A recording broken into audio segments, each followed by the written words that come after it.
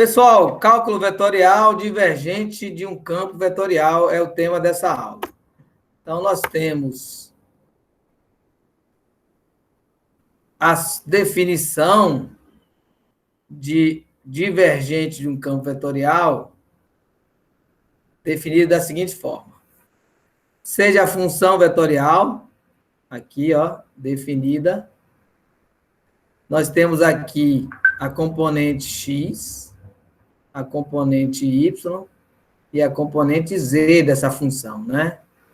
Ou seja, aqui é uma função no R3.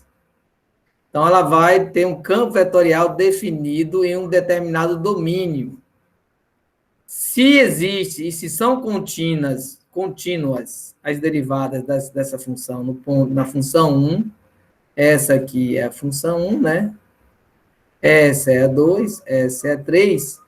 Se as derivadas são contínuas, quer dizer, elas existem, né? Não existem as derivadas para essas funções, então podemos definir a divergência de um campo vetorial, f é a função principal, denotada por div, ou a gente vai ver outra notação, como a função escalar, ou seja, você vai ter uma função vetorial virando escalar.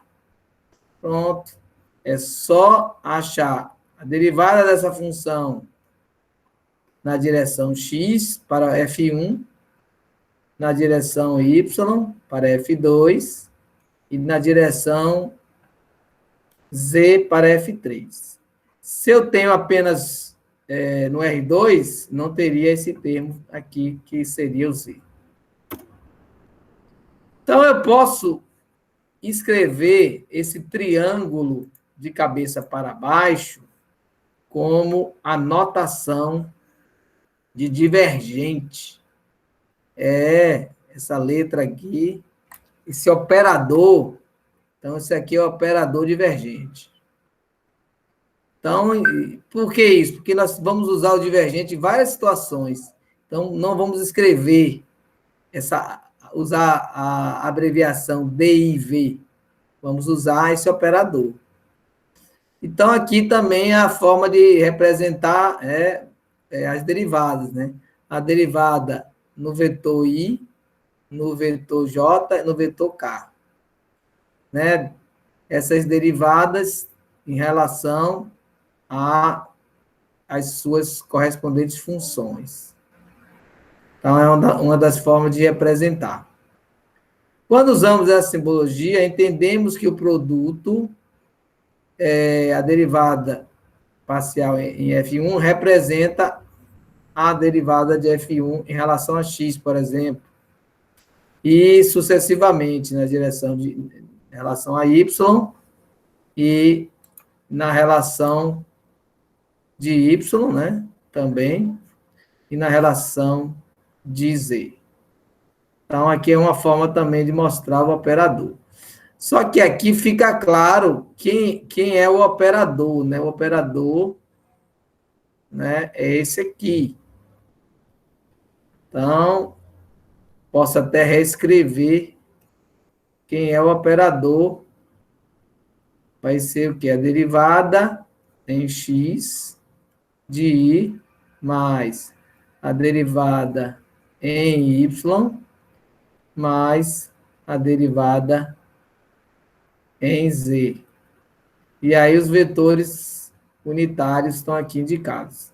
Então, esse é o operador e aqui tem as funções. Então, você tem o divergente representado dessa forma também. Bom, aqui tem um exemplo simples, dizemos simples, porque para calcular, vamos fazer apenas derivadas parciais, né? Então, vocês têm como calcular o campo, lembrando que foi dado aqui um campo vetorial, e eu estou pedindo aqui o nosso divergente. Então, no caso, a gente pode usar até a notação com o operador da função.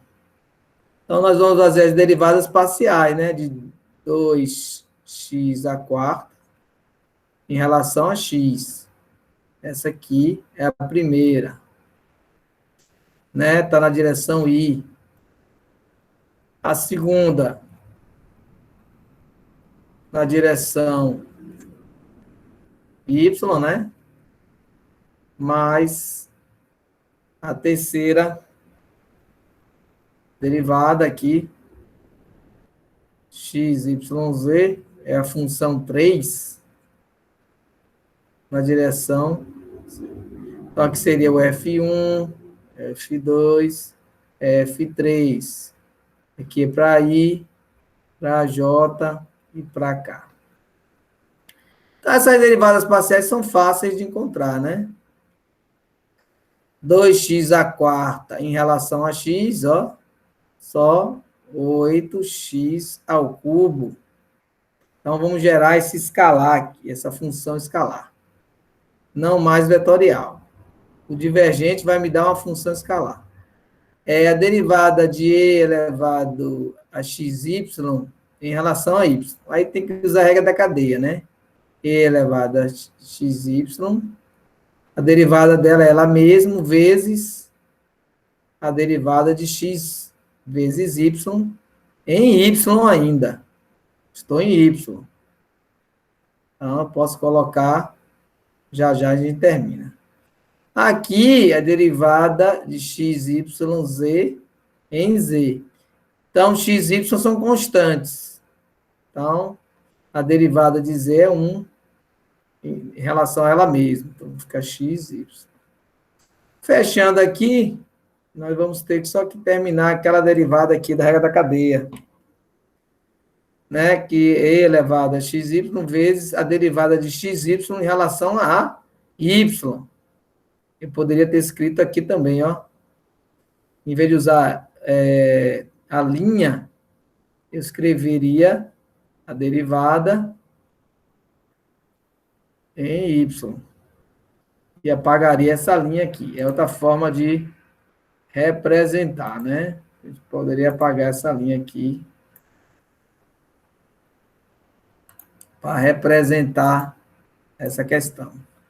Então, nós teríamos derivada de xy em relação a y. Você sabe que agora o x é uma constante. Então, vai ficar x elevado a x, y, vezes essa derivada deu x. Mas fechou aqui, né? X, y. Se eu quiser fatorar o x, vai ficar 8x ao quadrado, mais e elevado a xy, mais y.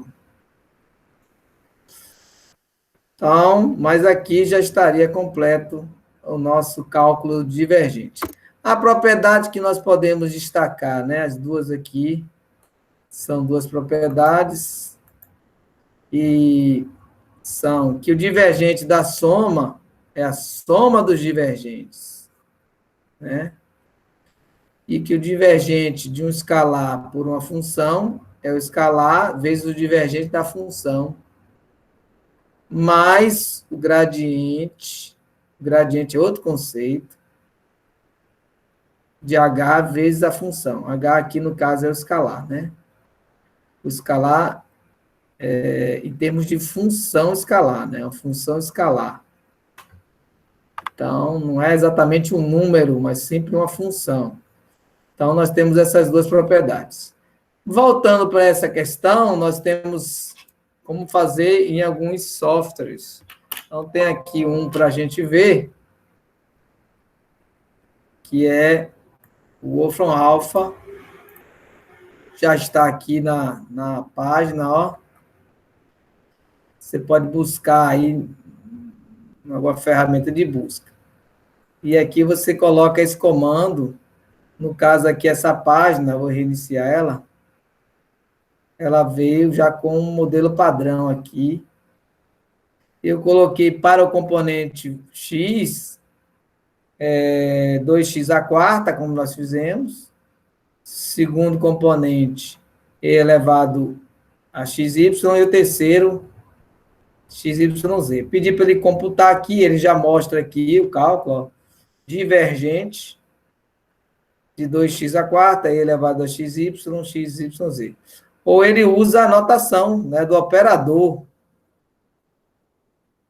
e automaticamente deu o resultado aqui. Nesse caso aqui, ele não mostra o cálculo, ele só mostra o resultado. É uma chance aí de você conferir se o resultado está ok. Então, falamos aí do divergente, que tem uma interpretação física interessante. Quando você analisa na mecânica dos fluidos, usando a equação da continuidade, você vai ver que quando o sinal do divergente é positivo, o fluxo está tendo uma variação positiva da densidade, por exemplo.